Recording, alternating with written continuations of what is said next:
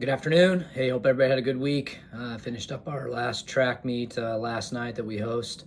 Appreciate all the volunteers helping out with that. That's always a challenge, finding help, but we usually put on a pretty good track meet, and we can always use more help at those. So, whether it be the concession stand or at the meet itself, next spring, when Mr. Roberts sends out that email, please be willing to help out so we can move those track meets along. But again, appreciate all the volunteers for helping with those.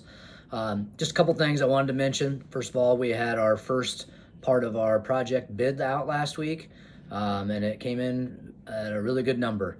It actually came in about 25% under what we had expected, and this was for what we're calling the east parking lot, which is essentially where our students park, and it's a lot of event parking, and then what our kids call the gravel pit. That'll all be leveled off. There's a lot of work underneath the ground from a drainage standpoint. There'll be sidewalks, but we will have about 260 parking spots, official parking spots, better traffic flow. Currently, we park probably 190 to 200, on a typical day over there. So we're adding more spaces, but ultimately it'll just be safer from a bus drop off, parent drop off, students moving in and out, having a sidewalk during games, that sort of thing. It's going to be great, and coming in 25% under our expected number was awesome to hear. With that being said, as that starts, which will be right here at the end of the school year, we won't be able to use those lots really all summer, so there'll be some transitions kids will have to make in the summer and park in a different spot, but that I'm not as worried about.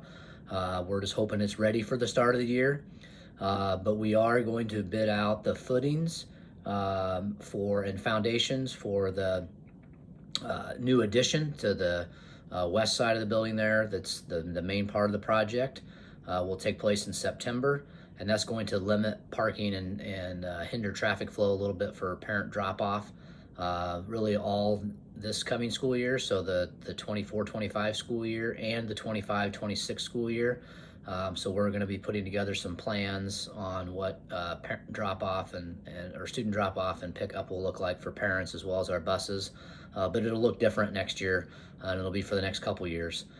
Because we'll have limited parking, and the traffic flow will look different. So be listening and looking for that information to come out. We'll send out plenty of reminders, but it's going to look different next year and again in the 25-26 school year. Other things I just want to mention, we've had a handful of bus arm stop violations here this year, more than normal. For obviously for adults, hopefully you're aware that you shouldn't be going by a bus when it's stopped and dropping off students. But also for our younger drivers, please remind your kids when they're driving that they shouldn't be doing that as well, because it's a hefty fine, and it's an automatic one, so there's not a whole lot of leeway there.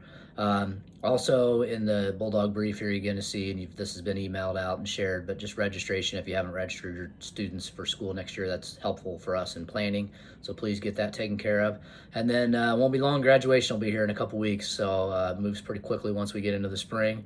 And just a reminder, the last day of school is Thursday, May 23rd. So hope everybody has a good weekend, and go Dogs.